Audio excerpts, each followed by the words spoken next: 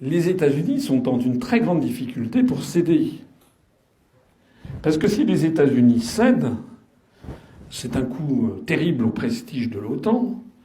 Et surtout, ça va permettre à la Russie, qui aura gagné, d'aller de l'avant. D'ailleurs, Poutine, dans son dernier discours, en a parlé, et là je reviens aux questions monétaires, je suis désolé, mais en pratiquement une dédollarisation de l'économie mondiale, qui a d'ailleurs commencé, mais ça veut dire qu'il va s'entendre avec la Chine, avec l'Inde, avec les BRICS, en tout cas l'Afrique du Sud, et un certain nombre de pays d'Afrique, pour sortir de l'affaire du dollar. Et s'attaquer au dollar, c'est pour ça que De Gaulle a été viré. Mai 68, ce sont les décisions de De Gaulle de se faire rembourser en or les dollars. C'est très très s'attaquer au dollar, c'est très très grave. C'est ce qui fait la puissance américaine. Les Américains ne sont pas des gens qui travaillent extraordinairement. Hein. Si vous allez aux États-Unis, dans le Middle West, à 6 heures du soir, il n'y a plus personne dans les bureaux. Hein.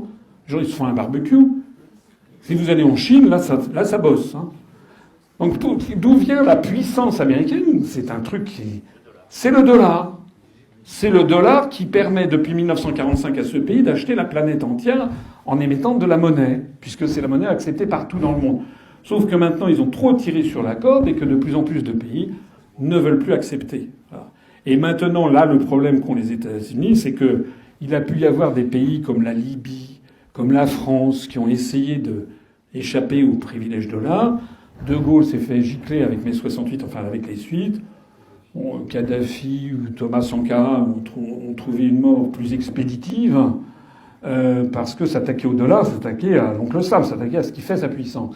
Sauf que là maintenant, c'est la Russie, c'est la Chine, c'est les premières puissances militaires mondiales, c'est l'Inde éventuellement, c'est l'Afrique du Sud. Et donc c'est un combat de titans auquel nous assistons. Hein. C'est un combat énorme ce qui se passe en ce moment. C'est vraiment d'une exceptionnelle importance historique de savoir ce qui va en résulter.